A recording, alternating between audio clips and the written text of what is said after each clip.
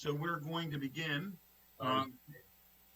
Good afternoon, everyone, and thank you for being at the Public Safety and Transportation and Environment Joint Work Session on the Bill 820, Bicycles and E-Scooters, Operating Requirements and Registration. We're going to ask Ms. Myhill to lead us through this, but basically Bill 820 does four different things. It updates the definition of a bicycle to conform to state law. Somehow I figured we should be doing that. Secondly, it permits a person to register a bicycle or electric low-speed scooter owned by a county resident for personal use. It requires the registration of an electric low-speed scooter provided for rent in the county and pay a registration fee, and establishes an operating requirements for electric low-speed scooter use in the county. And with that, Mr. Vice President Hucker, did you have anything to say before we ask Ms. Myhill to lead us through? No, thank you, President Katz, Chairman Katz, for bringing us to this point. I think this is an important topic we should be talking about, and I appreciate the packet from Ms. Myhill and appreciate hearing from all the advocates. I look forward to the discussion. Thank you. Thank you. Ms. Myhill, please. Thank you, Council President. First, I wanted to just let you know that you have representatives from the Police Department as well as Transportation and the Commission on People with Disabilities are all here to help further the conversation should you have questions, both that are for issues that are raised in the packet as well as issues that are that you have other questions that aren't specifically raised in the packet. Unless there's any initial questions, I'll just walk through the packet, which I think everyone should have a copy of. There's a handful of issues that I did raise in the packet, a couple of rather large issues, and then some more minor issues. The first rather major issue is whether or not Bill 820's registration requirements should apply to established programs. The Council did receive a letter from Lyft with concerns about applying the registration requirements that are in the bill to companies that already have programs in the county because, in their view, it's unnecessary. Specifically, they objected to the requirement to include decals and pay a registration fee that the bill would require. I would note at the outset that the bill doesn't actually require a specific registration fee. It just allows the department to issue to create a registration fee.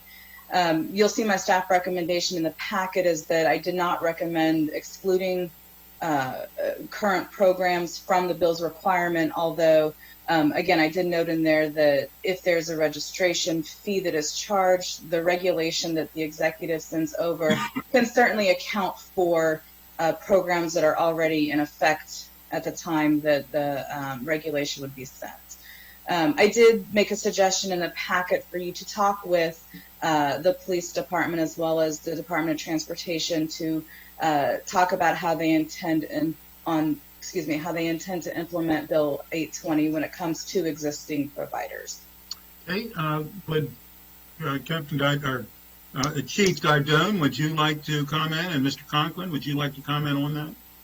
Yeah, I think we're going to work together on this. I mean, currently the Montgomery County Police Department has a bicycle registration program. As you may or know, it had been automated, so it's online and it just requires stickers. And the value for a bicycle registration is if the bicycle is lost or stolen, then anybody could just run that number and we can immediately track down who the owner is.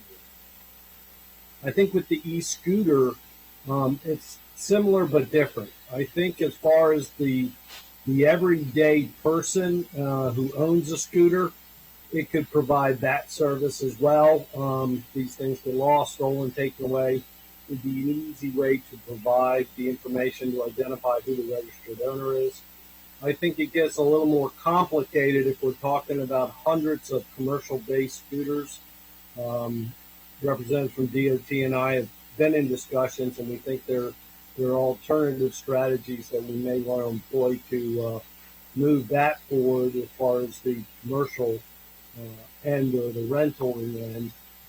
They also, registration stickers or numbers are required if we're going to have parking violations. As we get in there, if we don't have a uniform number, a registered number that we could utilize, then it makes it virtually impossible to hold violators accountable. Thank you. Mr. Conklin. Yeah, Mr. Aaron Rich is our primary lead on this topic, so I'll let him respond in detail. But we have entered into these agreements with the rental companies as pilots, always intending to transition to a permanent program that had been contemplated to have some fee associated. So this provision of registration generally is not inconsistent with the overall direction we are intending to go with this program. Whether or not it's registration of individual vehicles or permit for a fleet of vehicles where they're labeled as specific ID is a question in terms of their own ability to operate, because the scooters move from jurisdiction to jurisdiction. I'll let Gary speak a little bit more about that. Okay. Sure. Thank you. Can you hear me? Am I on? Thank you very much, Mr. Chairman. So the way our current program operates is that we have a memorandum of understanding with companies in our pilot program. The memorandum of understanding specifies the number of e-scooters and e-bikes the company can have, where they can locate them in the sections that we have the program operational, where they can park, where they can't park, and what their obligations are. We limit the number of available scooters and bikes in the MOU. And the company is responsible for managing the parking and the operation of the scooters and e-bikes. We have the ability, the Montgomery County DOT, in the MOU to pick up and remove scooters if improperly parked or if they create any kind of hazard. We have a requirement that the scooters need to be removed. If we tell them that there is an issue, they have 2 hours to take action, appropriate action, or else we can come in and we can physically move the scooters if it's appropriate, if it's more of an emergency situation. In terms of registration, the key for us is to permit a fleet, and the fleet's going to change on a daily basis because they come from D.C., they come from maybe Prince George's County when they start a program, and they're going to go back and forth. And it's most important to us to make sure that the scooter company has their name on it, has the information on how to contact them, and they have a number of each scooter is a unique identifier number, so that unique identifier number then allows us, if there is to be a fine or a ticket, to identify it on the citation. So I think we can handle this issue of citation by the name of the company and something that identifies the scooter by number. But otherwise, we think that the DOT can handle the companies and how they park and how they operate within our MOU. If they violate the MOU, then we have the ability to say that they can no longer operate in the county. In terms of a fee, a registration fee, our pilot program did not set up a registration fee, but as we move to a permanent program, which we'll coordinate with council, executive and council, as we develop that, there'll be a fee associated with that we'd obviously have to go through the normal fee approval process. I don't know if that helps answer it. Well, it does, but let me ask, the way that the legislation is written now, does it satisfy what you're saying? We need to clarify the issue of the permit and that the registration for companies that have an MOU or a permit is through an arrangement with MCDOT, and that would satisfy us by having a little more clarification on that language. But it's only a very simple, hopefully, phrase in the bill that would deal with that. Okay, thank you. Councilmember Reamer. Thanks, Mike. I think my question is answered on this one. The registration is optional for a person, but it's mandatory for a rental company. So I think that's fine. Okay. Councilmember Albernoz. Thank you. And I wanted to speak at the beginning, but didn't click in time, sorry. so I apologize. So, and I appreciated the opportunity to introduce this bill with Council President Katz. I think that we've heard a lot of feedback, both pro and con, regarding e-scooters.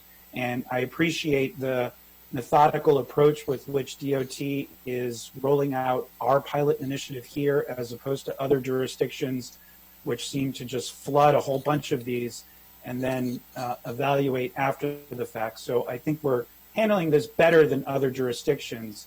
But I remain concerned about a variety of these issues. Having a 2-hour window to remove a vehicle that's in the middle of a sidewalk does not help a person who may have tripped or has a wheelchair or has some other apparatus and has to adjust their walking cycle in order to be able to move. And that 2 hours is predicated on them actually complying within that 2 hours. And MDOT's ability to remove it themselves is predicated on their ability to remove it themselves. And so from a practical standpoint, that doesn't help the person who's immediately impeded by these particular vehicles. And that's obviously the downside. And I know that Councilmember Glass tweeted out last year him removing one of these vehicles from a medium right in downtown Silver Spring himself. These vehicles are not lightweight, they are heavy. And so for a senior citizen or someone else to be able to remove them is difficult. And I just, unfortunately, because these have come around so fast, our community has not fully adjusted to the nature of these vehicles. And while it's improving, that's why I think this legislation was so important, to really set a guideline moving forward and a standard that we can build off of as we learn more about the operation of these particular vehicles. And on this specific first item, I support the staff recommendation to not exempt the companies that already have contracts with the county. I think having an additional layer of registration or sticker is important, because the other thing I've observed with these particular e-scooters is that the longer they are out, the more wear and tear they get. And after a while, it's the name of the company may be scuffed, may be difficult to read. And so I think it's important to have another indicator, another way that we can track the origins of these particular vehicles. So I will have a lot of other comments later as we get through this packet. But on this specific item, I concur with the staff recommendation. Thank you. Councilmember Reamer. Sorry, I just want to make sure I understand now. So, and I think I'll address this to DOT. So presently, you have a registration program. Is every scooter registered, or how does it work now? And then how would this change it? From a DOT perspective, the scooters are permitted under our memorandum of understanding. And we don't have specific numbers for the scooters that are operating on any particular day. We do know, because we have an online platform, that maybe this is also pretty important to understand. We can see in real time, maybe with a half an hour delay, where every scooter in the county is. I can see where it is in terms of GPS. So it's not accurate enough to say if it's on a sidewalk or not on a sidewalk, but it is accurate enough to say there are so many and whose scooter it is. So when I go online and I check on a particular location of a scooter, I know exactly the company and the scooter number and all of the information I need. So that if someone were to contact us and say that there is a Lime scooter or a Lyft scooter that's blocking the street, I can go online, then I can confirm that, yeah, there is a scooter. At least there was a scooter a half an hour ago, and whose scooter it is. So we have the ability to immediately contact that company and say that has to be removed.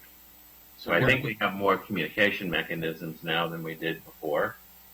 And so in the future, our goal would be that the MOU that we have has a fee associated with it that registers a fixed amount of scooters that would be permitted to be operated. And we know who they are. We know where they're at. We can tell where the origins are, the destinations, the time of day. We have all of the information that we didn't have a year ago when we started the program.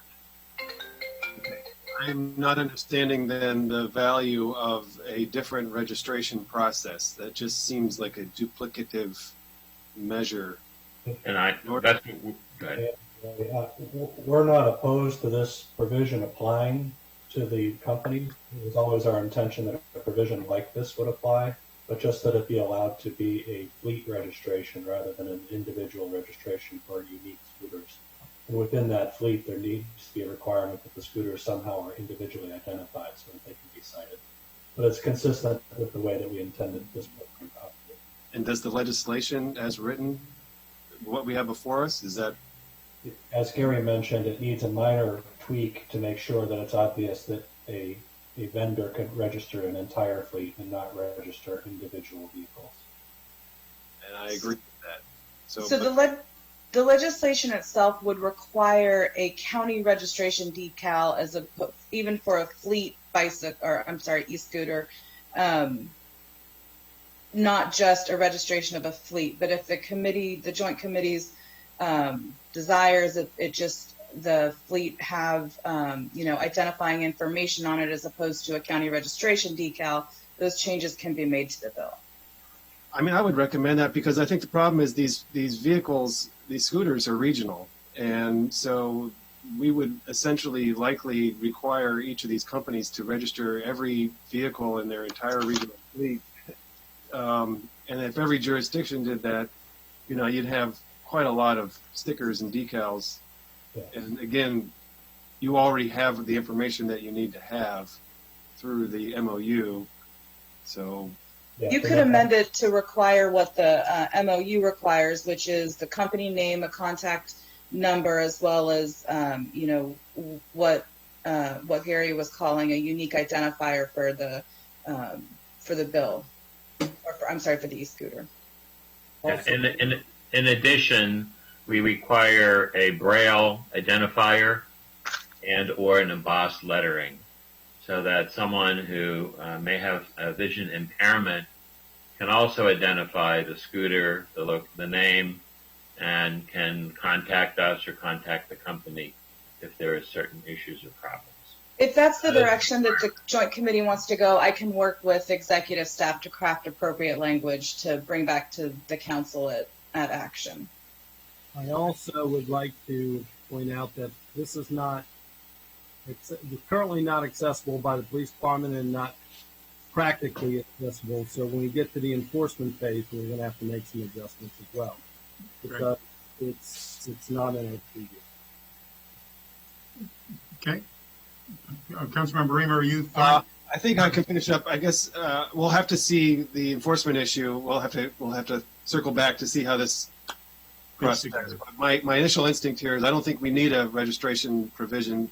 It sounds like DOT handles that through its MOU, and individuals I think should be allowed to register them as a safety precaution for themselves in case of theft. But other than that, I don't know why we would need to, because you're not allowed to operate a fleet without county permission anyway. So I would recommend the legislation have a registration type requirement in the law, but we can certainly make it wordsmith it so that it works for enforcement and DOT. But I think we can separate the fleet registration from the individual registrations. We would concur with that. We think the language in the law is helpful to reinforce the program. That throws in a bigger question I had, which is this is a work session. We don't have to vote today, so we're going to be talking through it. Thank you. Thank you. Councilmember Albornoz. I think that is a reasonable sweet spot, but I didn't want it to just be bound by the MOU because MOUs change, they're renegotiated all the time, and so having some level of consistency across the board, regardless of future administrations, I think is the way to go. But I agree that we don't want to, have it be unreasonable to have these scooters registered twice, but provided it was in the fleet. I do think it is important to be able to connect that back to law enforcement, though, in some form or fashion, and that also these decals are as easily as possible for people to be able to read, so that if there is one in the street, they can take a picture of them on their phone and text that picture to the appropriate person so that it can be addressed as quickly as possible. Captain McBain, if you could please put yourself on mute.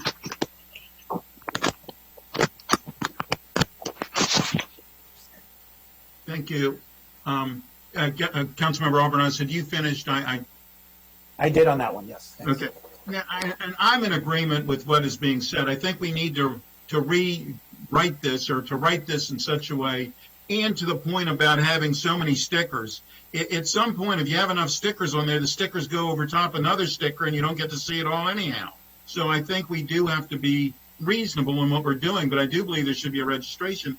And secondly, to Councilmember Alvarez's point, I am concerned about somebody that has to wait 2 hours to move that problem, that situation, and then a DOT or whoever's going to have to come back again. And that can take another, it's not like they're waiting the 2 hours for the time frame. So I think something should be done on that.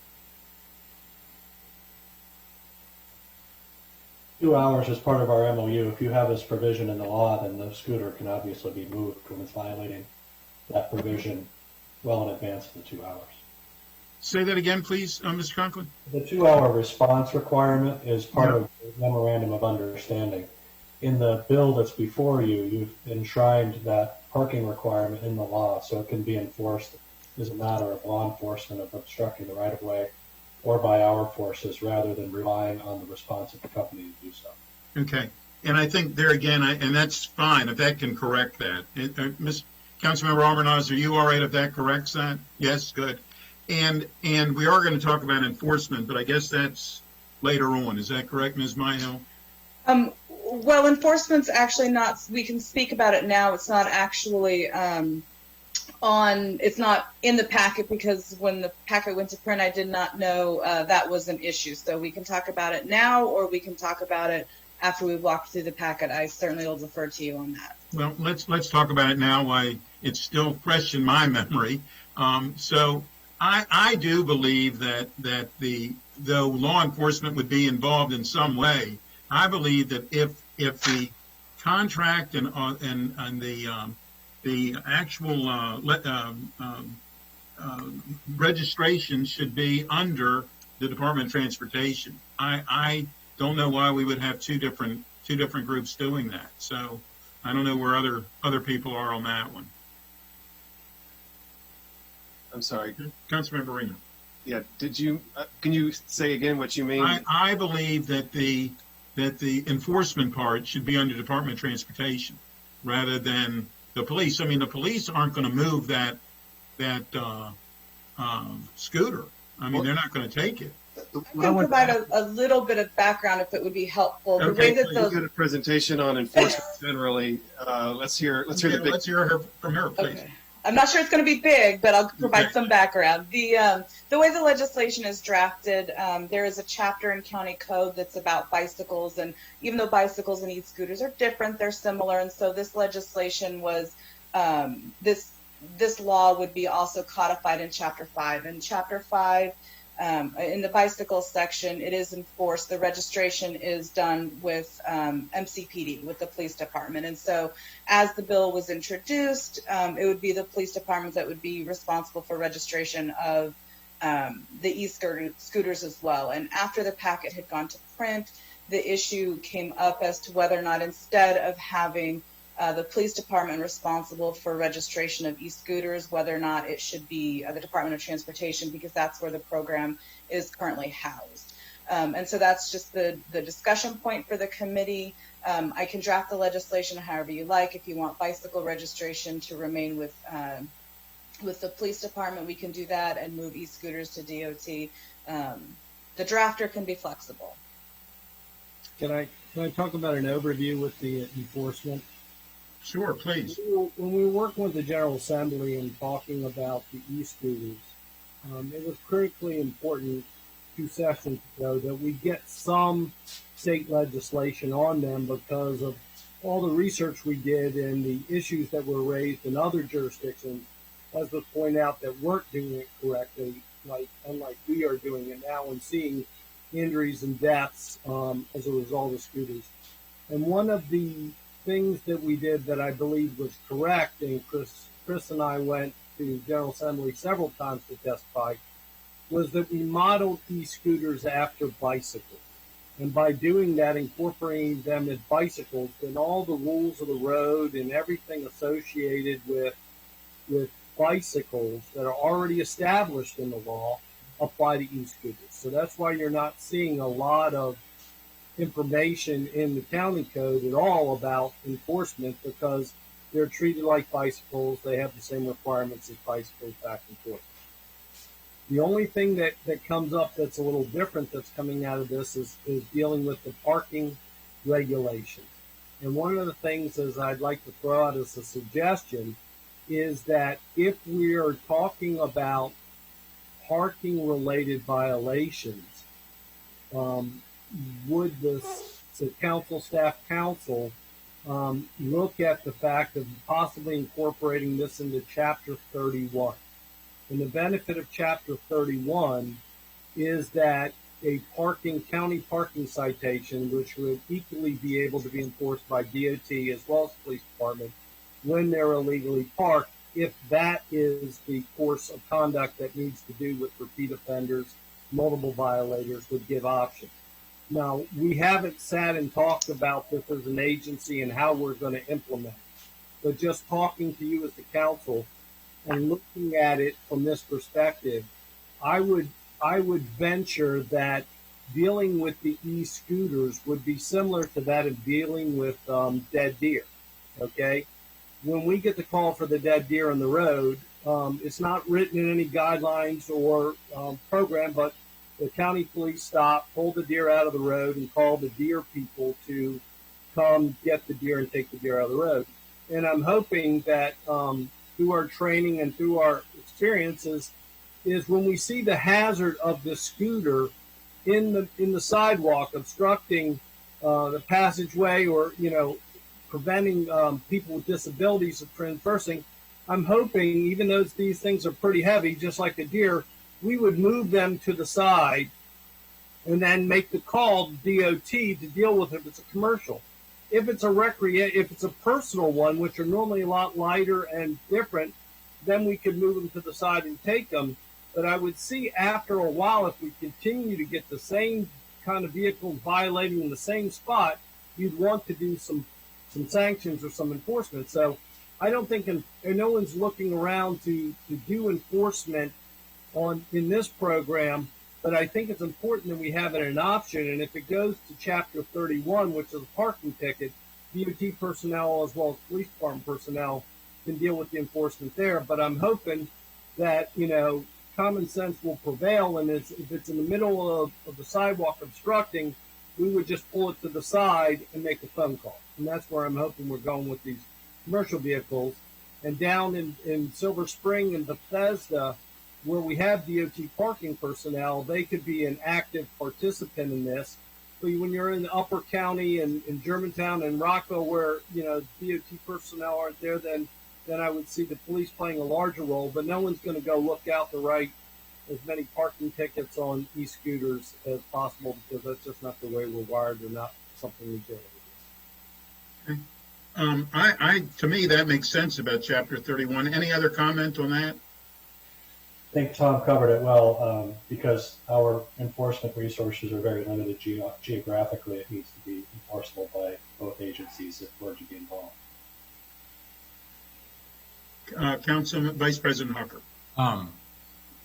Chris, I was going to ask the same question. Can you elaborate on that, and also on your your registration capabilities? Is there anything else? I mean, you're not MVA. I know what they can do. Yeah, no structure to manage that within DOT. I don't know what police has, but they obviously have some sort of capacity to register these vehicles. We have a website, essentially. It's online now. It used to be a paper system. When you filled out an application, you got a sticker in the mail. Just the bike registration. Right. I've registered my bikes. Yes, that I know. Okay. But so we moved away from the option of transportation registering them. We would issue permits for fleets, but individual registrations, we don't have any capability. How much? Well, that's a much smaller universe, obviously. But how much of an administrative burden is that for you? Gary can comment on that. He's been managing all of that. Well, I think on the fleets, we already have a system to deal with the fleets, and to deal with individual bicycles or / individual scooters. We haven't really done that. We would have to, develop a website or use the one the police is using, and get whatever stickers are appropriate to be distributed. We do manage the Capital Bike Share program, and we do manage an MC Liberty program where we give people discounts or free Capital Bike Share memberships. So we have an operation that can deal with individuals and address individual registrations, hopefully without a lot of significant additional resources. Right. You're already registering, because of the pilot, a finite number of commercial vendors. And I'm familiar with that. And that's, I think, far outnumbered by the number of private owners that are out there. And Amanda, I'm assuming we don't have any data on how many private owners of a scooter there are in the county. I do not have any data. Right. But I was a little concerned, Chris and Gary, about your resources. And I could see registration being a manageable thing. You were mentioning, Chris, enforcement would be difficult. Do you have any enforcement capability? It's not possible for us to enforce on a countywide basis. Certainly we have parking enforcement operations in the parking lot districts and a few other locations where we'd be happy to manage the enforcement of improperly parked scooters. But it needs to be, as all parking enforcement is, in partnership with police in other locations where our forces aren't deployed. So if they're blocking a driveway or blocking a sidewalk in downtown Silver Spring or somewhere else where you have parking enforcement staff, they would ticket them just like you ticket a car that was parked blocking a sidewalk. That's certainly possible. It's not the way it's contemplated in the bill now, and that's why Tom was talking about moving to Section 31. But if there's a scooter blocking my neighbor's driveway, there's no DOT staff that's going to come out and ticket that scooter. That's correct. In a residential area. Right. Okay. All right. Thank you, Mr. Chairman. But so that there's clarity here, Chapter 31 allows for both, isn't that what you said, Chief Duggan? Yeah, both the DOT parking operations and the police department utilize the county parking form under Chapter 31, all parking violations. Okay. Well, I'm okay with the shared responsibility. I just wanted to make sure somebody could do it. All on DOT. We've been partnered from day one, and it's never going to change. Ms. Myhill, please. So we can certainly redraft it and so that it's in Chapter 31, but you would need to identify the department that would be responsible for the registration component of it. I understand, parking can be a joint responsibility, but still, if someone is an individual and wants to register their e-scooter, they need to know who to do that with. And so I think the police department can easily absorb the private e-scooters just like we would bicycles. It's a may, and the compliance is we put them in the law to be bicycles, so I don't know why we would want to treat them any different. But they would have a sticker where the sticker would not be required for the DOT provision. That's the difference that I see. Vice President Hucker, I couldn't hear what you said. Oh, I was just chiming. It's an option. We just dealt with bike registration in an earlier bill. So yeah, the council clearly wanted to keep it as an option, not a mandate. Right. And this bill, it's an option, not a mandate as well. That's right. Agreed. If you move it to Chapter 31, does that mean that DOT no longer No, both. licenses? No, it does not mean Both. that. It's both police and DOT. So we're in agreement about a bifurcated system. An private scooter may register through MCPD, which I think is almost exclusively a theft issue license. Yep. A fleet has to register through MCDOT, and that's going to be where there'll be issues with parking and enforcement in the future. Well, it could be with both, though. I mean, you could have someone I know, but you could, somebody could leave it out in the middle of the street, the sidewalk. Councilmember Glass, please. So some of my questions were just asked, and so because as T&E Chair Mr. Hucker just said, we just approved a bill no longer mandating bicycle registration. So I just wanted to clarify what we were mandating in terms of scooters, right? Not to redouble our efforts or do a 180 of sorts. And then the conversation continued with Mr. Reamer, I think astutely asking about the individual owners versus the fleets, right? And there's a difference between that. My question, and I'm not sure if it was answered because I'm trying to follow the nuance. So if if a resident comes into contact with a malplaced scooter, the decal would then have a number for that person to call. I'm just trying to walk through the steps of what actually will happen here, right? So the decal will have a number so that the person does not have to log on to an app and register it that way. So then the vehicle the county will be notified of that vehicle. Then what happens actually after that? Well, we do get calls periodically of scooters in residential areas that someone thinks are improperly parked or should not be there. And first we asked to clarify whether the scooter had a right to be there or not a right to be there, and what the real issue is with the customer, the consumer. Well, so that, I think, hold on, Gary, real quick. So that's a really important point. Where can scooters legally be at this point? Do they have a right to be on the right of way, which is essentially, on the curb or something? Yes, the way they're supposed to be in the public right of way, not on private property, unless there's an agreement with the private property owner. But generally in the public right of way, which means perhaps you have to keep a clear space for an ADA clear space, and Chris talked about in our letter at 5 feet. So you keep that 5 foot clear space, then the rest of the space in the right of way is available to park that scooter.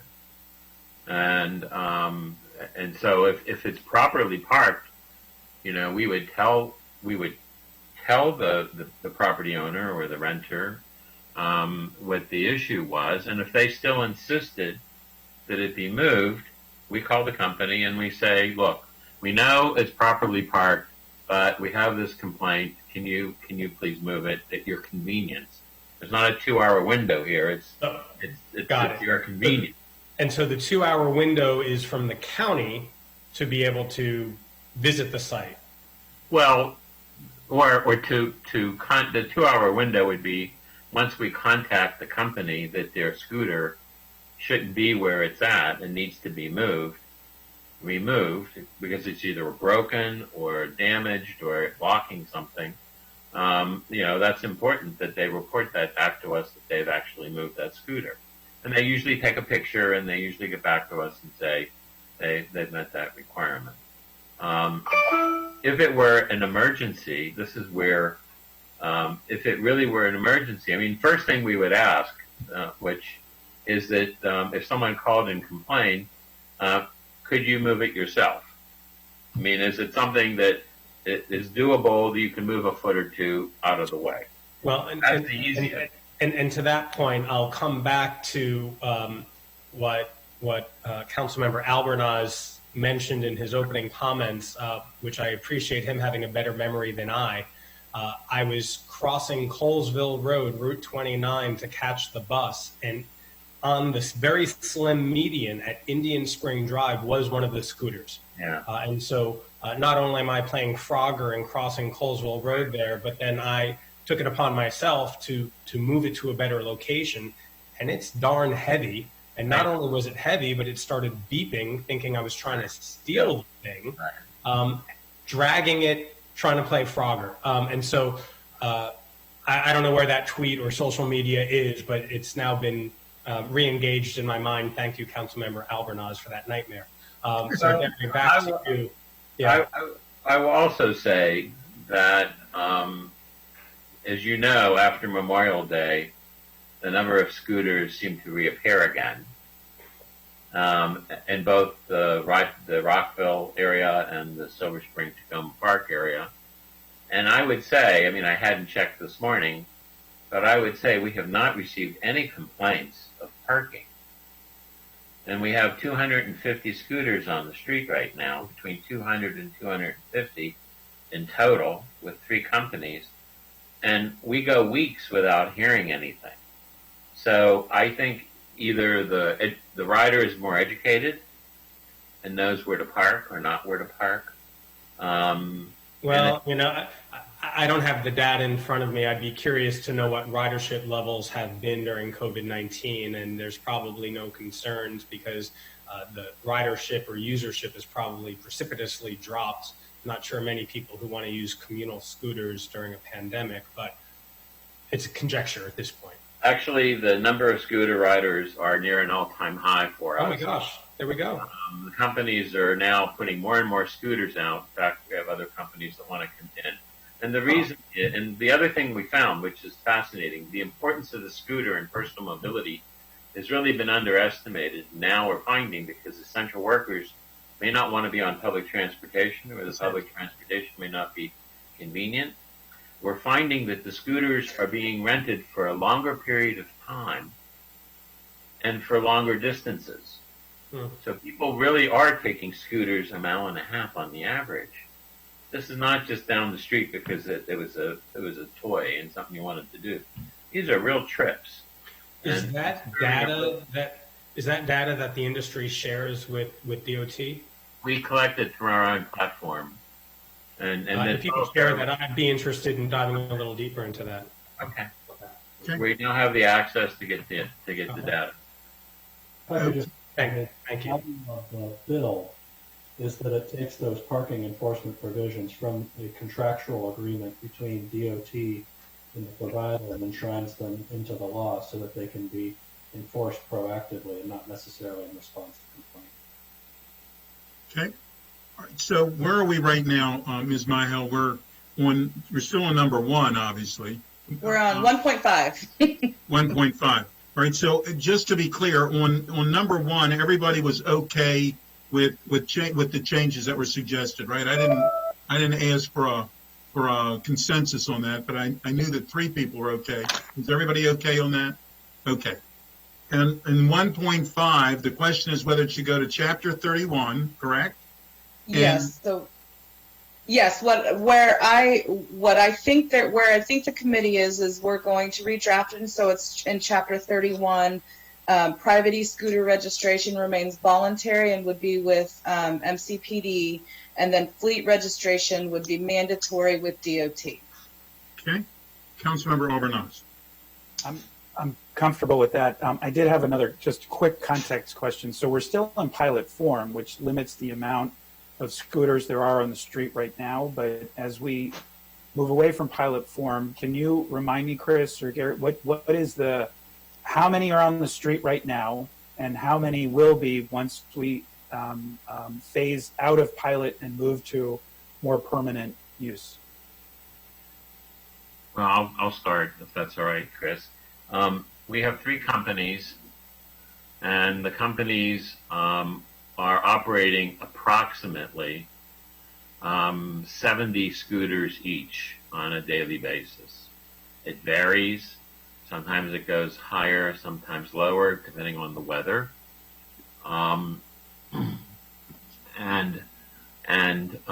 They're eligible, the companies are eligible to go up to 500 each. That market conditions are such that they've kept it approximately at this level since Memorial Day. Obviously, it's a business proposition. They're not going to put more out, cost them money. There is a 4th company that has just signed an MOU with us that's also in the region and really wants to also be part of the program. Again, this is still the pilot. We need a permanent program, which we need to work on based on evaluation of the current pilot. And then we'd have to determine how many companies and what the number of scooters should be, and whether the boundaries of the program should be adjusted. As you know, right now we don't include Bethesda and Friendship Heights. That's a very desirable area for these scooter companies, and they've been very good at keeping their scooters out of that area because they're not permitted. So we would need to work on the boundary. We would need to work on what's the proper amount of scooters that would be permitted, and the number of companies that we would want to operate. So I would say in the next few months we'd be making some proposals in those areas. So thank you, Gary. And I think that's important because while the data now on whether or not people are calling regarding parking enforcement issues is relevant, we're going to more than quintuple the amount of these scooters out in the street. And so all the more reason why we get the regulations right now, so that we avoid problems later on down the line. Thank you. Very much. Thank you. Is everybody else, Council Vice President Hucker? Thanks, Gary. Can you talk about why they're not in these popular areas like Friendship Heights or Bethesda? Well, I mean, working with Chief Didone and the community, we felt that there was a lot of building construction going on in Bethesda. A lot of curb spaces, curb lanes were being used for construction. And we felt at the time, if we were to put it in as a pilot, we may not be able to control or manage the program in a way that we believe was operating safely. We now have a lot more experience. At the same time, I don't have an indication of the willingness or the enthusiasm for Bethesda right now. So right now they're not knocking at our door to want to get into the program. Yeah. But I think it would be a very successful program if it were in that area. I agree. You mean the companies aren't or residents aren't? No, the companies want to move, and we're telling them they can't move. Because the residents are not asking for them? I have not gotten a lot of calls or requests. What about Friendship Heights? Friendship Heights, when we were going the pilot and going through it, were more reticent than Bethesda. I think because of perhaps the demographics of the population.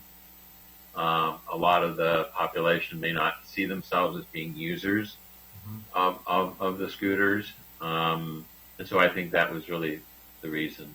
Have you had interest from the cities of Gaithersburg or Rockville? Yes. Well, Rockville's included. Okay. Rockville's very successful. Okay. And we have not gotten any calls or complaints. We manage the program for Rockville. Gaithersburg, as you may know, just approved our MOU, and they have an MOU with us, and they're ready to go, and they're ready to be included in the program. The companies we need to finalize our planning with Gaithersburg, and then we would open Gaithersburg up to the companies to start putting more scooters.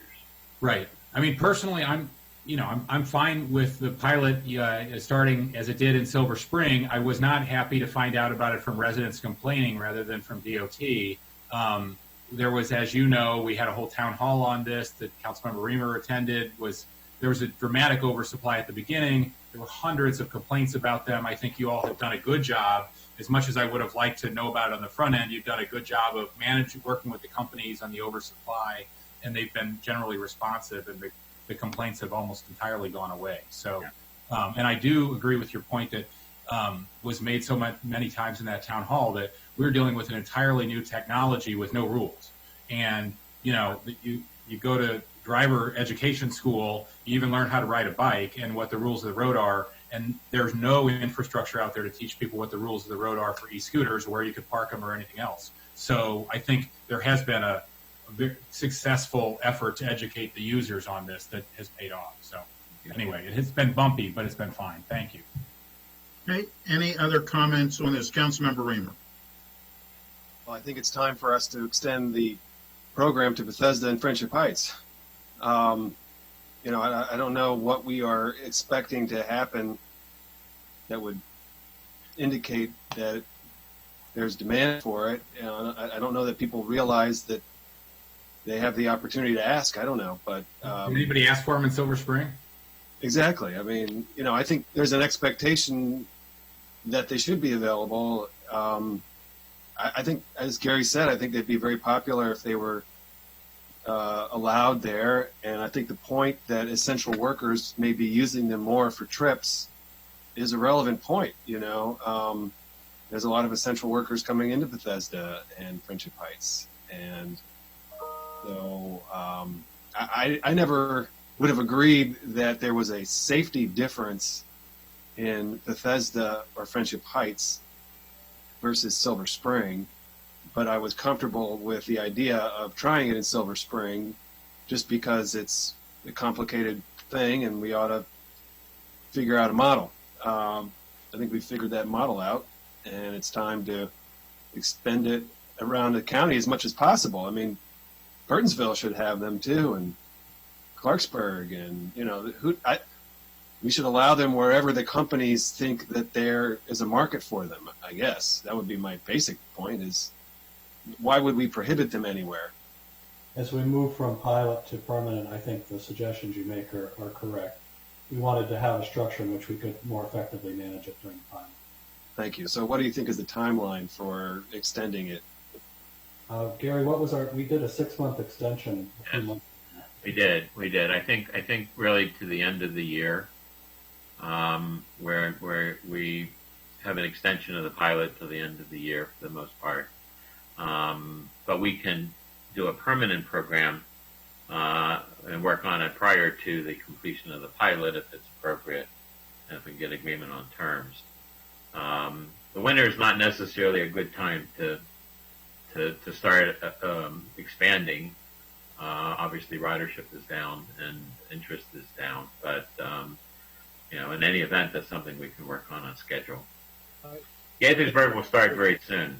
I'm sorry. I think this legislation is a cornerstone to moving to the permanent provision. Once we have this legislation, we have the guidelines, and we have the ability to train the police department on what's to come as well. So I think this legislation is a key component of moving forward.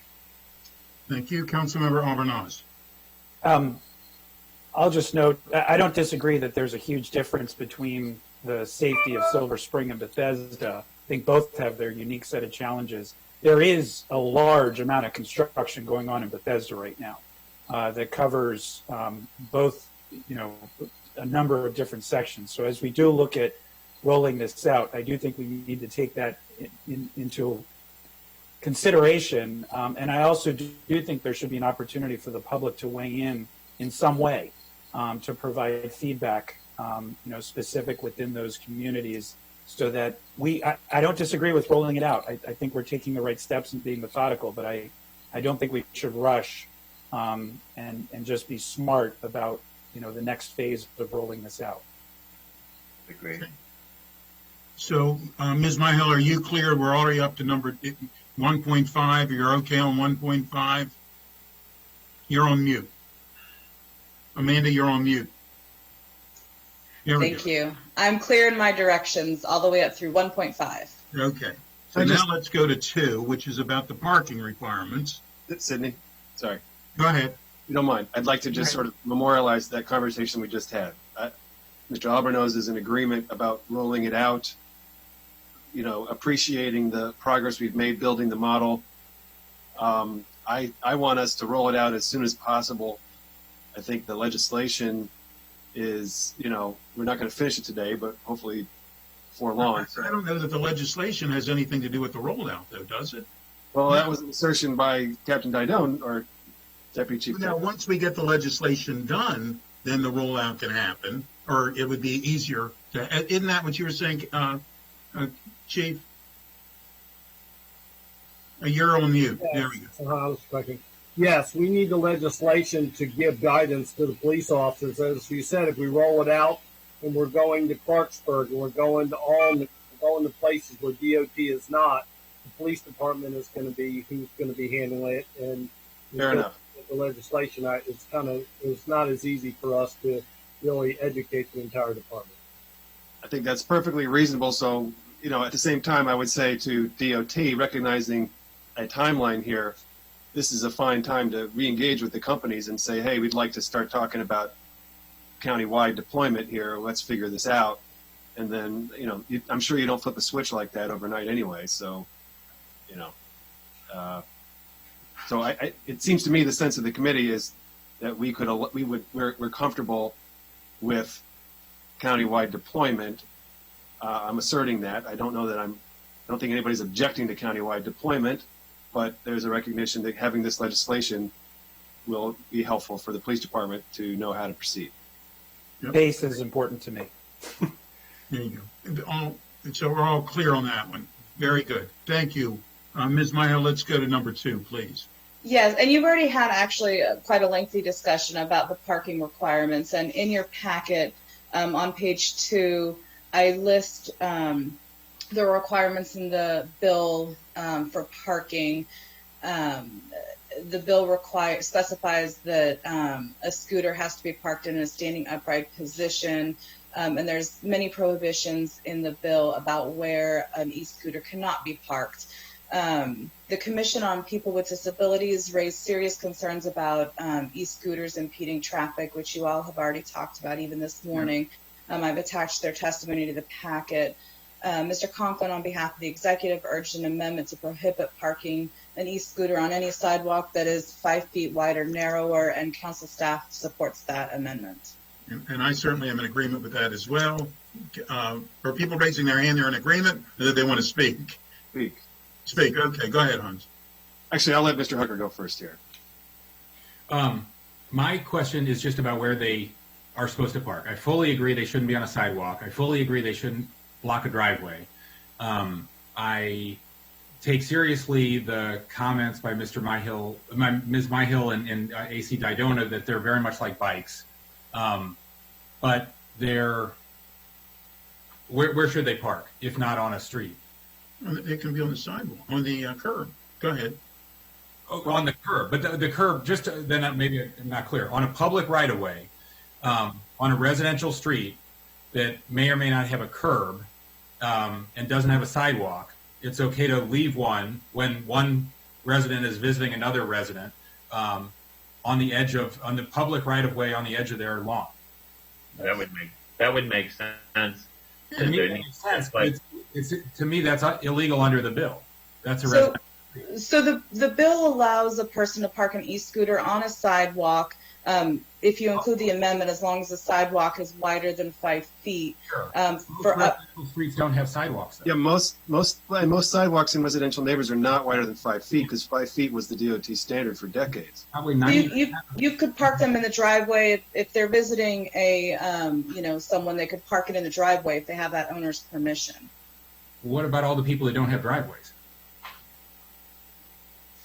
Well, the right-of-way usually, when you don't have a sidewalk, goes beyond the curb, and maybe someone may think it's their front lawn. Is curb defined? I'm sorry. I know what a contract. The right-of-way is usually beyond the curb. Correct. To the sidewalk. If you don't have a sidewalk, there's still an area that's beyond the curb that's within the public right-of-way. Correct. So, in the bill, you're allowed to park in the public right-of-way on a residential street that doesn't have a sidewalk.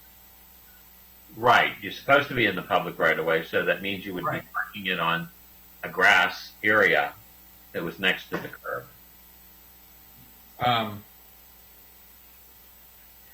Right. Where is that in the bill? It says you can't park, certainly not on a sidewalk, not in a driveway, not in an area for sidewalk dining, not in a transit zone, not in a loading zone, where was the residential, when I read it the first time, you could not park on a public street. So the right-of-way, if it's not paved, is allowed? Yes. We don't have a paved requirement. Chris may want to weigh in on that. doesn't the public street legally include the grassy right of way? Yes. So that would be illegal to park it there under the bill. You want to park it in the right of way, outside of the curb, which means it would be the grassy area that you would park it in the grassy area. Right. I think we agree. I just don't think the bill says that. I think the bill says it's illegal to leave it in front of my house or anybody else's house. Okay. And I can work with DOT to make sure that what is currently allowed is reflected in the bill. Yeah. Good. No, we're probably on the same page. That seems very reasonable to me. I didn't think the authors of the bill intended to, block them from being parked where a bike or a car or a motorcycle could park. But right now, under the bill, I think that's illegal. Right. Okay. So we'll see if we can change that. Chief Didone, and then Councilmember Reamer. I agree with Mr. Hucker that this is important to enumerate because, as Gary said before, that's when you get most of the citizens' calls. If someone is parked a scooter in their front yard, the police are going to respond, and that will help give guidance not only to the community but to the officer, so everybody can work from the same shoe. Very good. Councilmember Reamer, then Councilmember Albanaz, please. Thanks. Could I ask if we could just summarize? Apologize, I wasn't able to catch that conversation totally. Are they allowed in the street? And I want to observe that sidewalks, 5 feet, again, was the standard for sidewalks. Most residential neighborhoods, I would imagine, if they have a sidewalk, it's 5 feet. I don't think we should allow people to leave them on sidewalks, but they have to be allowed to leave them somewhere. So where is that again? Can you just explain in plain language for me, please, Gary or Amanda? Well, we say that they need to be in the public right of way. And so if there is no sidewalk or no sidewalk that's greater than 5 feet in the public right of way, that's the area we need to clarify in the bill. Where can they park if there is no sidewalk greater than 5 feet within the right of way? And the options would be, next to the curb, or on the grassy area, outside the curb. Is there a reason why we don't want to allow them to be parked at the curb in the street? Well, the reason is that we don't want them to block traffic or cause a traffic problem. But a car can park. Language to reflect a travel lane rather than if it's in a parking area or other suitable location. Exactly. I mean, I think a scooter should be allowed to park wherever a car can park. Or a bike. Or a bike. Right. And actually, they should probably be allowed to park in more places than just that, because it's just more practical. So we just need to work on that. Yeah. Okay. The main intention of this language is to avoid them creating a hazard on the sidewalk, but it probably needs some clarification. Councilmember Albanaz, please. So I appreciate this discussion and on this specific item and do agree that we need to do a little bit more work to find the sweet spot here, but I think everybody agrees, hopefully, that they shouldn't be on a sidewalk, because that's common sense. And I really, and all of us are very sympathetic to the community for people with disabilities concerns about this. And so finding an appropriate location for these to be able to be parked just makes common sense. And if somebody's going to have to be inconvenienced who's riding one of these and is going to have to look around a little bit for an appropriate place to park, so be it. That's incumbent upon them. We need to make it easier for them to be able to find a location, but if they have to dig a little bit to find one, then that's on them. Can I just follow up on that? I really agree. This is the one thing I think we've got to resolve, and I've said this publicly at every opportunity. It's not acceptable to block sidewalks with these scooters. We're not creating transportation options for some by taking them away for others. It's not right, and it's not necessary. But that's where I go to. We got to be more of an allowance to leave them in the street and a requirement to leave them in the street or in other places. We're not going to ban them, but we must ensure that people can pass on a sidewalk with crutches, a cane, a wheelchair, whatever limited mobility. That is inviolable. They have to be able to do that. Thank you. And I think that's a really big part of this bill, is to try to solve that problem, and I think we do need to solve it. And I think we need to be clear in how this is written, that it's the grassy area closest to the street, because in many cases, the right-of-way in someone's front yard is really not their front yard. I mean, the last 12 feet or whatever is the right-of-way for the public. They don't look at it that way, and they're cutting the grass on their own, so they think it's their yard. But if we allow somebody to say, well, I can park my scooter there, then you're parking in their front yard. And I don't believe that's what we want, and that we shouldn't be doing that. So it should say that it has to be the area closest to the street. Okay, is everybody all right with that one? I don't know. I think that sounds possible, but I got to think a little bit more about it. Do you think someone should be able to park right in your front yard? No, but I think that there could be places where there's enough room, like there might be places where the sidewalk has lots of right-of-way on both sides before the person, what they even really think of as their front yard starts. I'd like to see that example. I know of plenty of examples where there's the sidewalk and then there's a grassy area, then the street. But I don't know of any area where there's the sidewalk, a grassy area, and then somebody else's grassy area. Isn't there like when you have like a suburban area that doesn't have, like you could have a grass, you could have sidewalk, and then you could have like a swale? That would be fine if they were, but that's closest to the street. I'm saying they couldn't park it the other way in someone's front yard.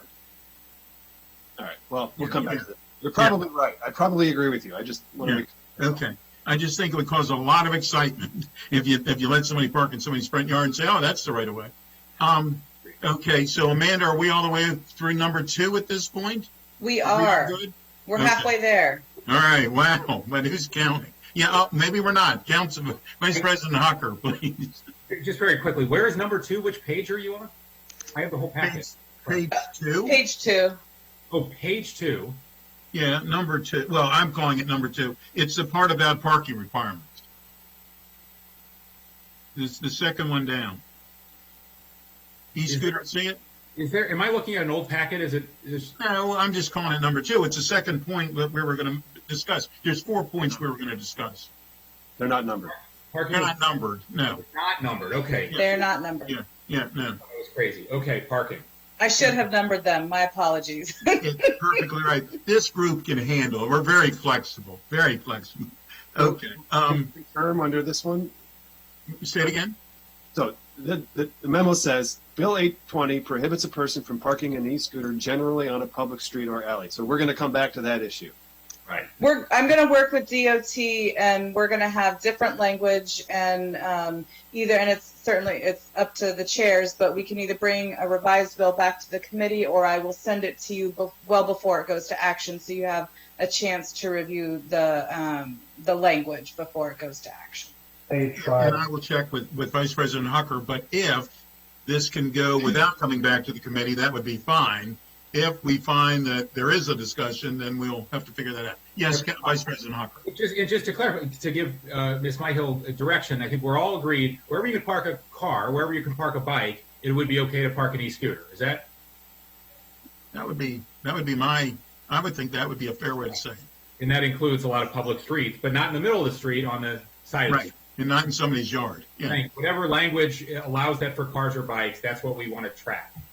And Ms. Brennan, did you have something that you wanted to please? Yeah, I just thought this might be the time to just suggest that it might warrant a little bit of public investment and more public corrals, bike racks, e-scooter racks, that kind of thing, because I think it's going to be ripe for confusion about where it's okay to place them, and if we have 500 that are parked the way they typically are right now, the risks are just going to be going up for people with disabilities. So, if you just think about it from a Vision Zero perspective too, we should be thinking about how to educate the community, how to engineer it for their safety, and then think about the enforcement. So I'm just thinking it might warrant, even though this bill has a nice low fiscal impact, it might warrant some investment just to ensure people's safety. Well, and really, if it's for the docking of them, in many cases, it's the private entrepreneur that's doing the docking. I mean, they're the ones who are actually doing that. The county is not doing that. That part of it. Thank you for that suggestion. Ms. Myhill, let's go all the way to what used to be called number 3, formerly known as number 3. Go ahead, please. Sure.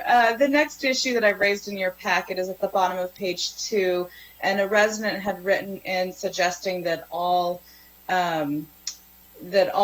persons should have to wear a helmet on e-scooters. I noted that the bill was based on the helmet requirement also for bicycles, which county law requires a helmet for bicycle riders under the age of 18, and so the bill is consistent with that requirement.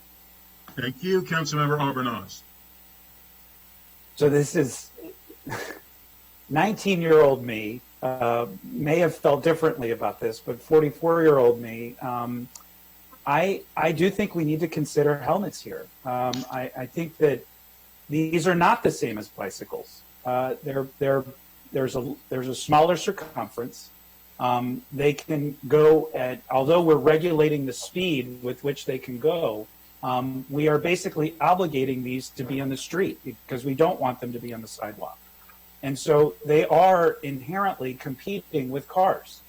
And we are still new, relatively speaking, in this technology. These haven't been around for very long. And we're at the ground stage here in Montgomery County. And I think it would be appropriate for us to set the precedent now as we've gone through the pilot and before we quintuple, and by the way, the word quintuple, Miss Brebbia, wherever you are, my second grade teacher, that was for you, quintuple. I think that it's important for us to not miss this opportunity to set the tone now. And I have seen how recklessly some people may drive these vehicles. And I shared with you guys last year my personal story of having to dive out of the way of one of these. And I've seen numerous instances in which you have 2 people, and in some cases 3 people, riding them at the same time. Now, that may be illegal. That may not be allowed. But we would be naive to think that that's not happening. And so I think it's not unreasonable for us to set the tone now in having a higher standard for helmet requirements than we currently do of bicycles. And organically, I've started to see many more adults wearing bicycle helmets. I think it's important that we've made that a requirement for children under the age of 18. But I just think that it would be wise for us to move forward with a helmet requirement now while we're still early on in this technology and discussion to set the precedent for moving forward. Does anybody know of any other jurisdiction that requires everybody to wear one? We're saying that in this case, if you're renting one, you have to wear it, correct? No, only if you're under 18. Under 18, okay, all right. I understand what Councilmember Albornoz is saying, though I also wonder if somebody has rented their e-scooter in Friendship Heights on the district side and does not have to wear a helmet, then if they come into Montgomery County, they do have to wear a helmet. I don't know how that works.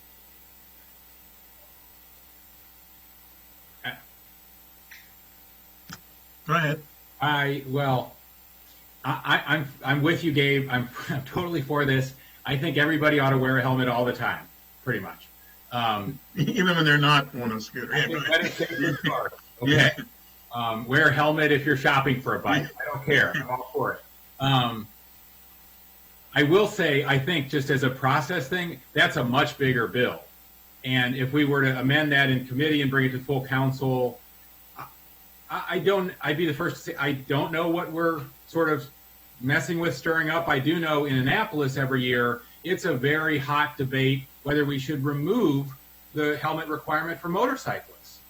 And every year Annapolis has to spend a whole lot of time on that. The idea of taking a bill that doesn't do that, that's just about e-scooters and requiring helmets for all, I guess you're just saying it for all e-scooter users, not bicycle. Right. E-scooter users, correct. That's where you started.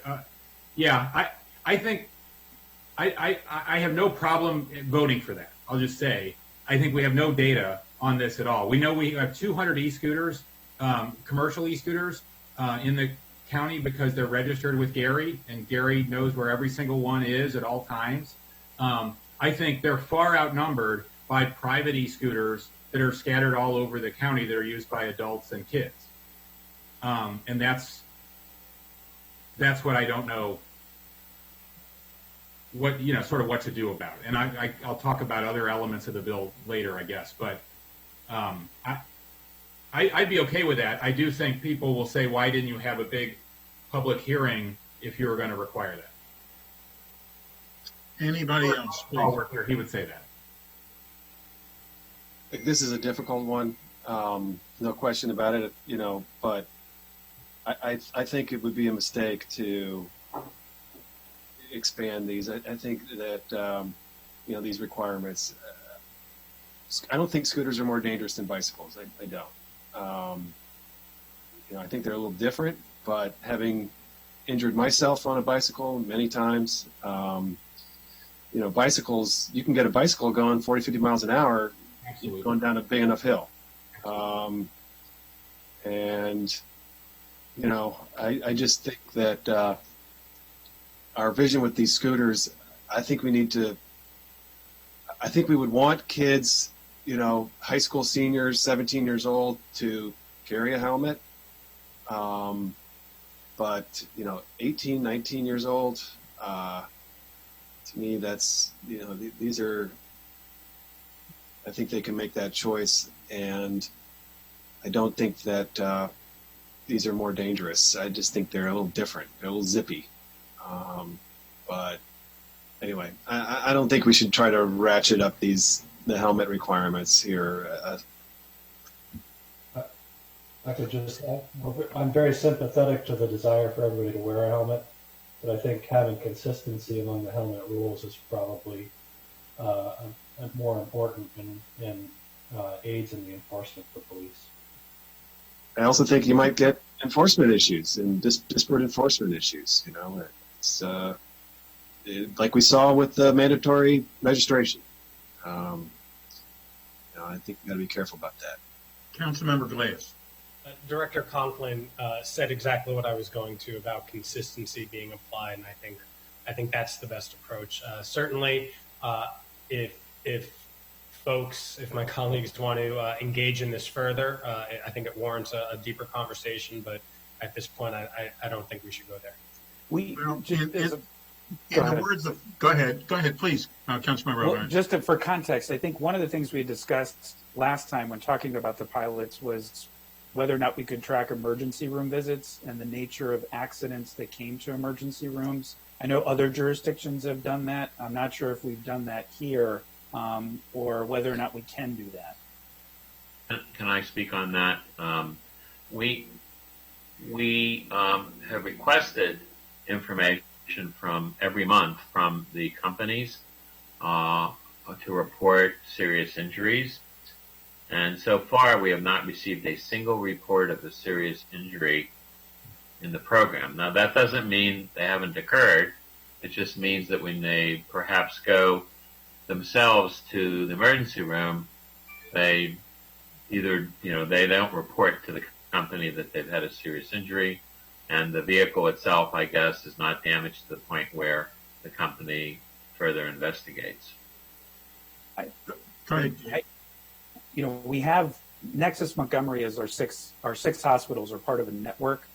I think we could ask them to see if they have any information at all from their emergency rooms. And I'm happy to do that as chair of HHS. And as long as they're reporting in the aggregate, it does not run afoul of HIPAA rules. And I'm sorry for not entirely trusting the reporting requirements of the companies themselves. I prefer to investigate that on our own. Okay. And as a follow-up to this, I'm happy to submit that request to Nexus Montgomery. Thank you. And I am in agreement. I believe candidly that it's like on Fiddler on the Roof on one hand, but on the other hand, I think on this one that it should be consistency. I believe it should be 18 and below. But I do believe that that should be the next step. And once we get that information, then that should be, and I agree with Councilmember Vice President Hucker that, you know, if there's people that don't believe we should have helmets when you're wearing a motorcycle, when you're driving a motorcycle, but obviously they did need them. I mean, there was all sorts of deaths because people had the head injuries. So I do think we need the data, but at this point to add it to this piece of legislation at this moment, I think that would not be fair because the public didn't have a chance to weigh in on that part. So, yes, Councilmember Reamer. I just want to add, you know, unfortunately, it is a fact that some people are going to get injured. We know that is true. You know, you can't operate a vehicle at a speed and not you know, once you create that kind of energy, you create the risk of injury. I mean, the only thing that's more dangerous than, you know, moving around is not moving around. That's kind of the dilemma, you know, but people will get injured. I doubt that there will be, if you really could compare apples to apples, I doubt that you're going to find that there's a distinction that these are more dangerous than a similar type of bicycle use. You know, so when we get data, we have to be able to compare it. You know? There is data available from cities that have tracked this, like Austin, for example, and e-scooters had significantly higher percentage of accidents than bicycles. So there are cities that are tracking this, and so we can, now it's not Montgomery County data, but I don't think that, you know, and it is a little bit of apples and oranges, but there is data available that is out there. I'd be interested to see it. I mean, people get killed on bicycles, right? That happens. Sure. You know, we know that happens. So anyway, I'd be interested to see what the data does show. But can I just ask a follow-up, Gabe? How? And I don't doubt that. I do think, and I want to talk about the difference between the toy ones that kids use and the adult ones that go faster and are much heavier and all that. But how, if you're Austin, I don't know if you've looked at the data, and I'm not saying it's wrong, but if they don't know how many bicycles there are in Austin, and they don't know how many e-scooters there are, except the ones that are registered because they're, you know, because they belong to a commercial owner, and presumably that's required in Austin like it is here. How do they know what the denominator is? They might know the number of injuries, you know, on a bike versus on a scooter, but they don't know the percentage, right? Or do they? I'd be interested in how we would track that too. Well, I think that's all information we would like to get. Okay. Anyway, if there's something Gary or Amanda, if you don't know, if we could look into, I would love to know that. Well, there have been reports. Baltimore City just completed a report on its pilot study and does refer to hospital visits. Arlington has done a report dealing with hospital visits in Arlington. So there is information out there that's available from their own research into what the hospital visits are. We can make that available. Thank you. That'd be cool. Great. Okay. So we're clear for Councilmember Auburn as a suggestion. We're not going. I believe it's at 4-1 at this point that we're going to leave it at 18, just like it is in the legislation now. It would be consistent with the bicycles. Is that correct with everybody? Yes, I'm seeing head shake. Yes, Ms. Myhill, you're okay on that one. And then That's what I have recorded. Yeah, okay. And then the last one, please. Sure. The last one is more of just just some information. There were some clarifying changes that the Office of the County Attorney had suggested.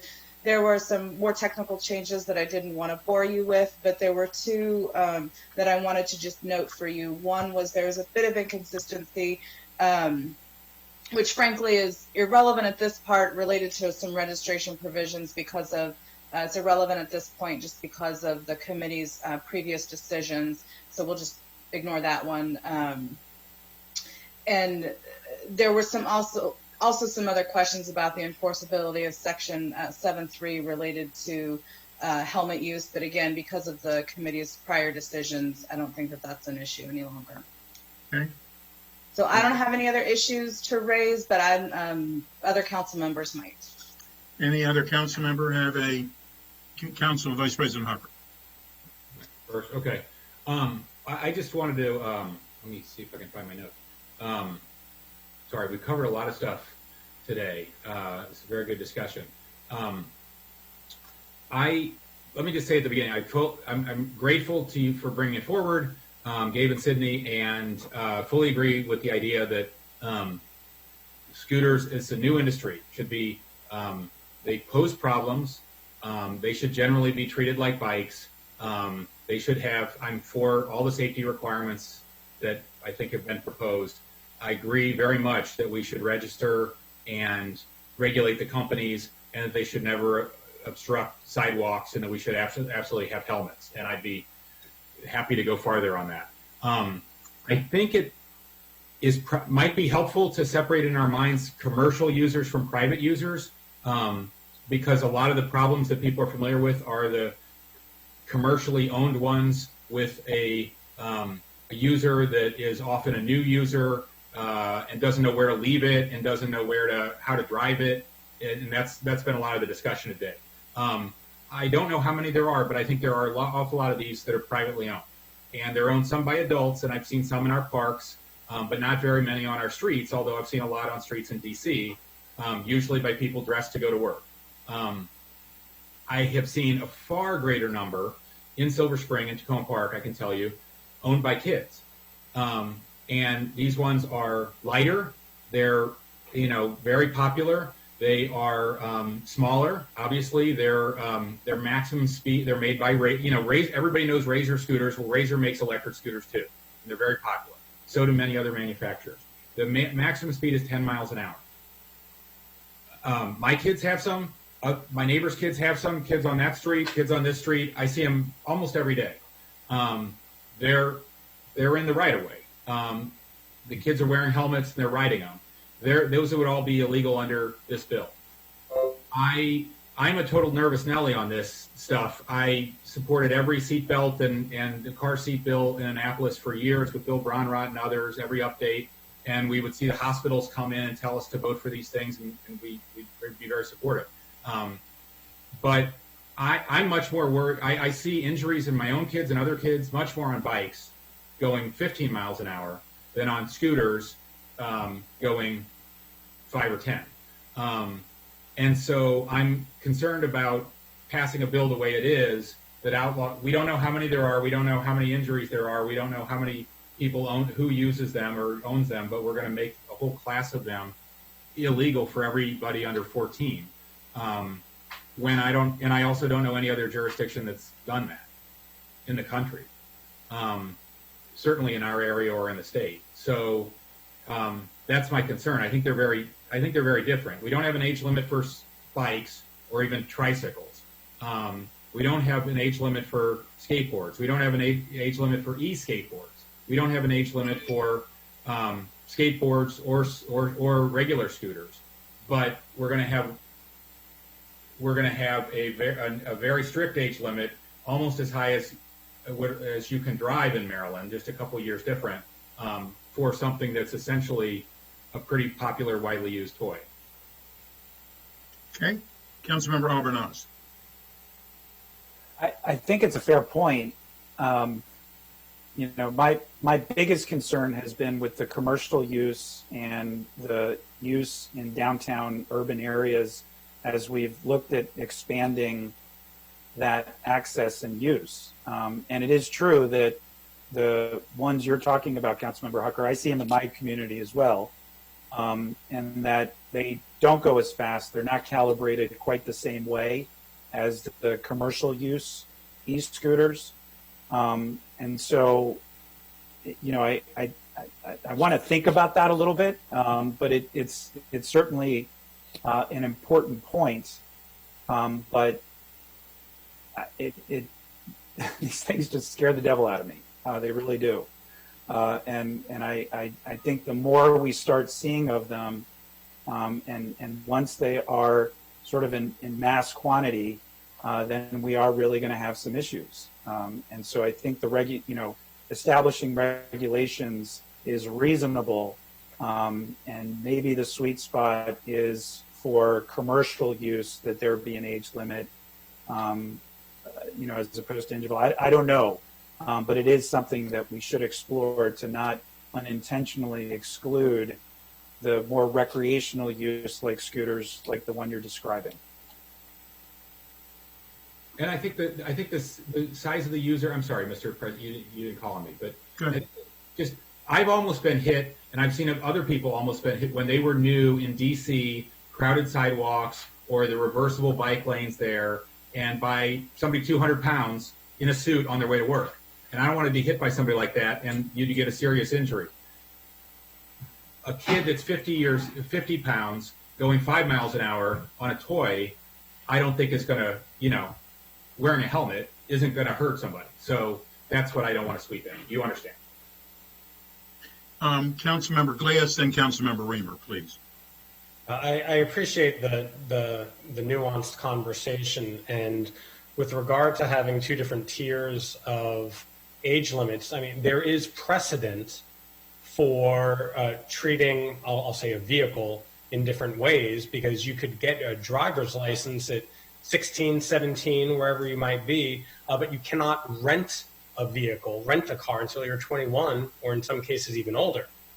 And so if that's the approach that we want to take, where you can, your family can purchase an e-scooter for you, where presumably they teach you, nurture you, that sort of thing, care for you, but then someone who might not have that experience cannot just go and rent one until they're older, wiser, bigger, whatever, other adjectives you want to use. I could get behind that because there's already precedent for that in renting of vehicles. So I throw that out there. I have some concerns here. Well, first of all, I think I'm not sure if the scooters that Councilmember Hucker's talking about that people typically might buy for a kid in the family, are they the same power level scooters as the fleet scooters? Tom, is yours fairly similar, or is it quite a different scooter? I'm looking at the manufacturer's website now on both Walmart and Amazon. The speed is 10. Top speed is 10. That's interesting. I mean, and then the question I had about the fleet. So this law says you can't operate them faster than 15 miles an hour. Does our MOU also restrict? Yes. The vehicles? Yes. So that cap is already built into the machinery. So I don't know. I mean, I got to think about this one some more. I want kids who are 14. That's what is that? 8th grade. Yep. I want them to operate them safely. My biggest concern really is that a kid would just get on one of these without anybody kind of coaching them about how to do it. That's really, I think once you learn it, I think you can operate them safely. So I'm generally not in favor of disallowing, young people from using these. But I do think it would be helpful if there was some way for us to, help them do it safely. I'm not sure what that is. I have to tell you, we're talking about a motorized vehicle. We're saying that, and I think what we're saying in this one is that it's the age of 14. For the rental for the companies that rent these vehicles, do they have a limit for? Do you have to be 18 in order to rent them? What age do you have to be in order to rent them? 18. 18. Because it's motorized, I mean, you certainly don't want a 4-year-old driving these things. So there has to be some recognition of age, and the other problem that you have is that if somebody says, well, that 14-year-old, that 10-year-old is driving these things or using one of these, they don't have to carry ID. How do you know how old they really are? I mean, that's another issue. So, Council Vice President Hucker. Oh, well, yeah. Then how will we enforce the law on anybody? Since they don't have a driver's license. But all due respect, Mr. President, I agree. I mean, I don't think I've rented one. I've certainly stood on one of the Lyft and Line Bike e-scooters. They're big, and I'm tall. They're built for adults and they're heavy. And I don't know that we can look that up. I'm looking at the manufacturer's website in a ranking of whether PowerCore or E100 or Razor ones are better. These they're 20 pounds. 20 pounds. That's it. The maximum rider weight is 120 pounds. So we're talking about kids. They're not even built for a 14-year-old. And the maximum speed, again, is 10 miles an hour. So they're a toy. And if we want to regulate them, we should be able to answer the question, are we going to regulate e-bikes and e-skateboards as well, which kids and adults also use. But generally, they're not going 25 miles an hour. Can I just? Well, excuse me, Hans. Gabe has asked first, and then we'll come back to you. Okay. Please. Actually, I'd love for Captain Didone to weigh in. Okay. Just get his thoughts on this conversation. Well, I just wanted to bring the council up the background of this discussion, and it was a discussion of this nature, and will continue to be. But many months ago, when this bill was first discussed, this was when they were coming in. It was at a time when communities across the country were identifying these crashes. And in the articles, it was younger people that were involved in the crash that really weren't able to handle the scooter. And the one serious crash that we had in downtown Bethesda, in which the young lady, by the grace of God, is still with us, was on a private scooter.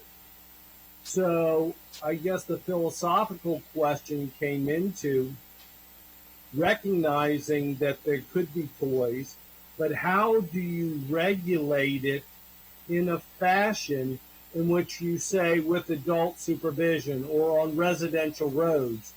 And what we couldn't come up with in just discussions like we're having here is that silver, safe place where you could find or differentiate between recreational location, type of vehicle, and make it simple and easy to understand. So this was a number put in for discussion, and this is the discussion we're having. So that's the background and why we came up with 14, because of crashes in other locations.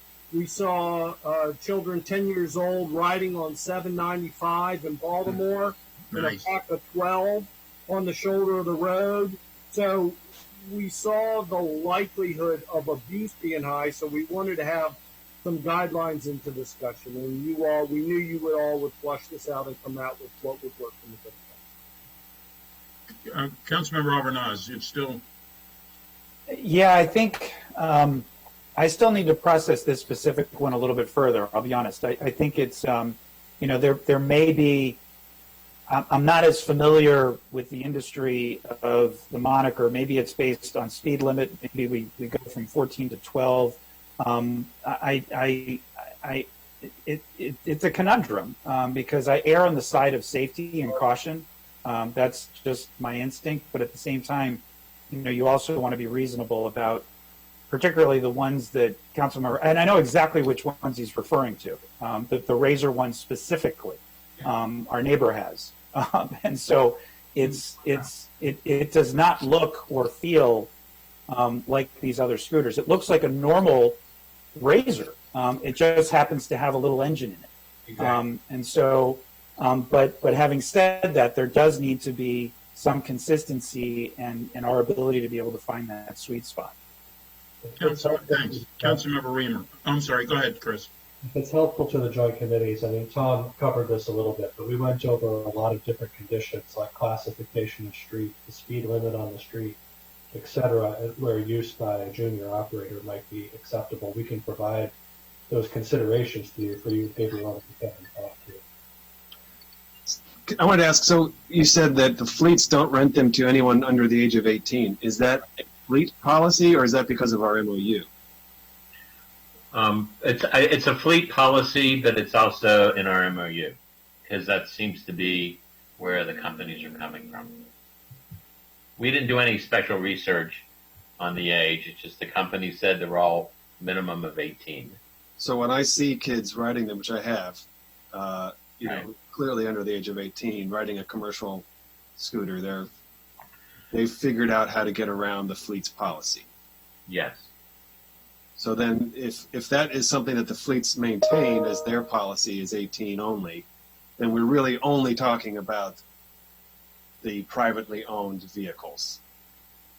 In which case, I think it argues even more for Tom's point, like this is something the parents can manage, and they're different vehicles with a lot less power.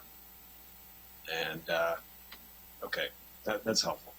In terms of the fleet issue, it is helpful to have that in the law so that it's enforceable beyond the contract between the user and the fleet. I guess now I have to think about that some more. I mean, I'm not totally sure I agree with that. I don't actually agree that 17-year-olds shouldn't be able to rent these. Like, I suspect the fleets are doing. I'd like to find out why the fleets are doing it. I mean, if any of them are watching now, I'd appreciate if they would follow up with me and everybody to let us know why they do that. But 17 years old is perfectly able to handle one of these vehicles, in my opinion. I would say 16. I'm noted you can drive at 16. So there must be some reason that they don't want to allow that. Do they even waive their liability if you're under 18? You need a credit card to be able to do this, and you can't have the credit card until you're 18. But you can use your Practical business perspective. Can you rent one for your kids? Well, right, they might have access to your phone or your app or whatever. Right. But could Hans take his family out and take 4, rental scooters? Apparently not. No, they wouldn't. They wouldn't let the same credit card rent 4 scooters. Oh, interesting. Okay, so it's not, and you could do that with Segways or rental bikes, correct? I don't know. I'm assuming if you went to a store, a store that you brought your family and you said, I want to get four bikes, you give them 1 credit card. Yeah, I'm sure that's appropriate. But no one. There's no one there. It's all through an app. Yeah. You do have to show a driver's license. So I mean, there is proof of 16, at least initially, to set it up. And non-drivers can't get one, is what you're saying. You need a driver's license. That's the way it's been set up right now, and that's been an issue we've had with the program, but it's not seemed to come to our attention. The people that are not don't have a driver's license are having a problem. Okay, but just to reiterate, this legislation says 14 and under may not use such a vehicle.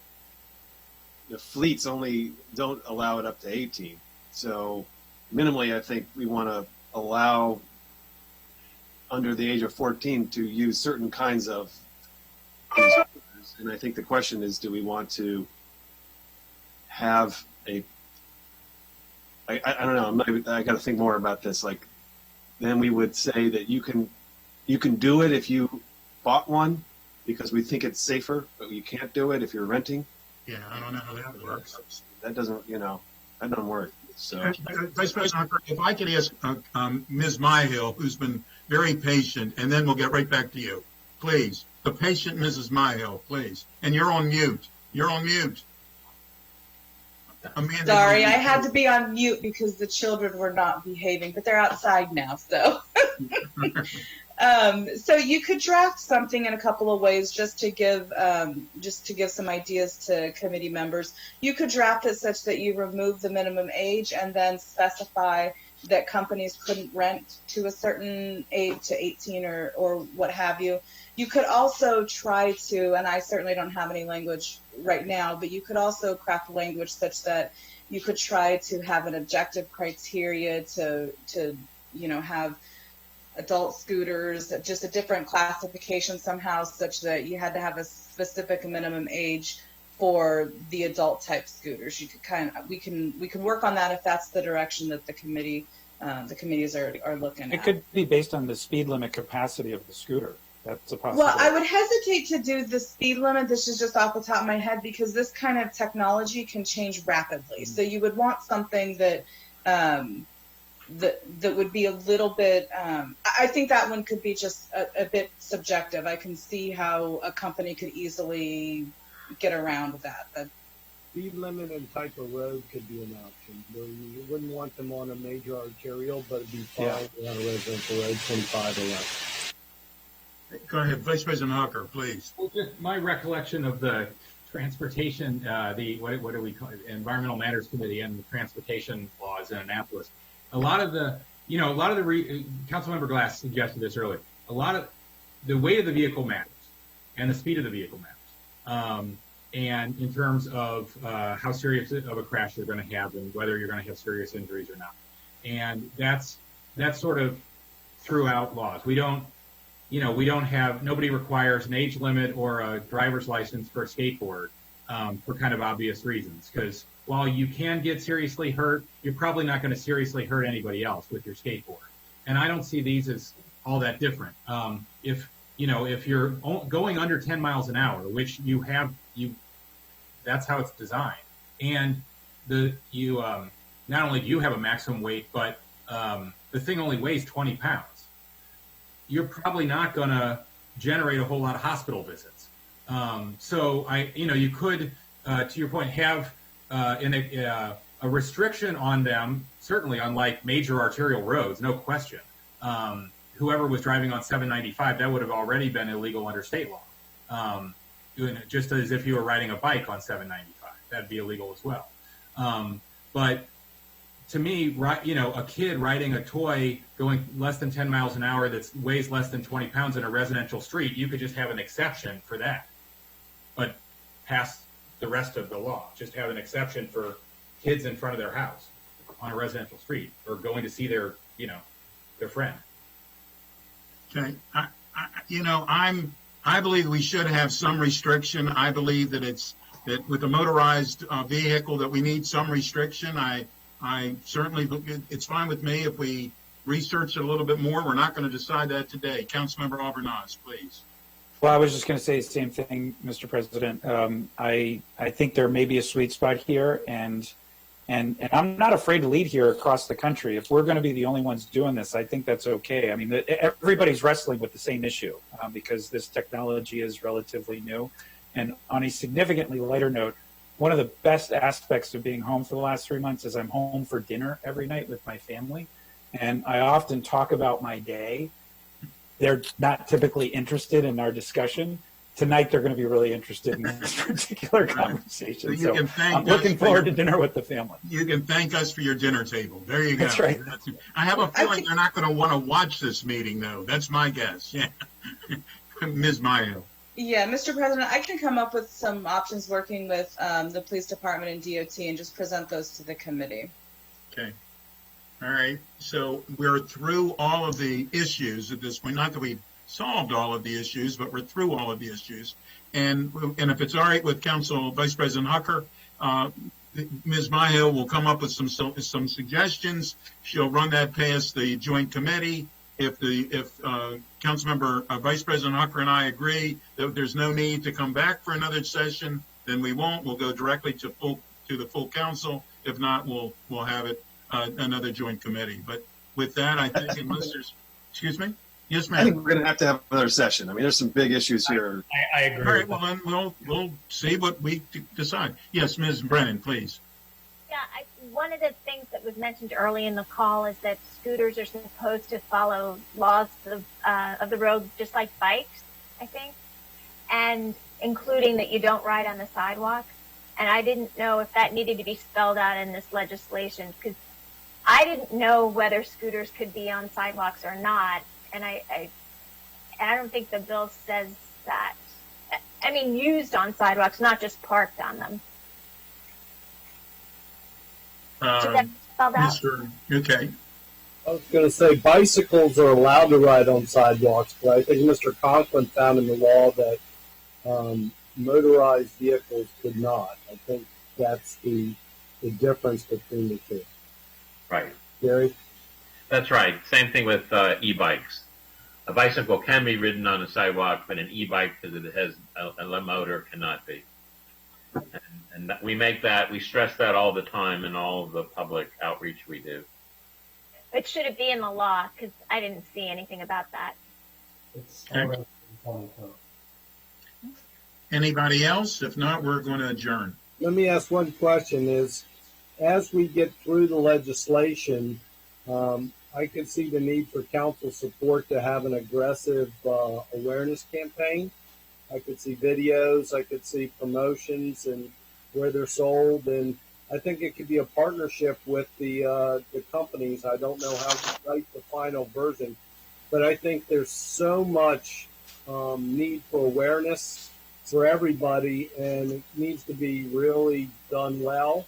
And if we do it well, we'll answer these questions that we dealt with today, and at least have something that we can constantly play online that will refer people to and give us a chance of success in maximizing the effectiveness of this program in Montgomery County City. I think that's a good suggestion. In fact, I'm going to go back and look at, see if I can find Councilmember Glass's video of him getting getting an. I was trying to find it myself, so if Councilmember Albornoz remembers where that was, I couldn't find it. But please send it around. I'd like to see it. And with that, unless there's anyone else, we're going to adjourn. Thank you very much for being here. We are adjourned.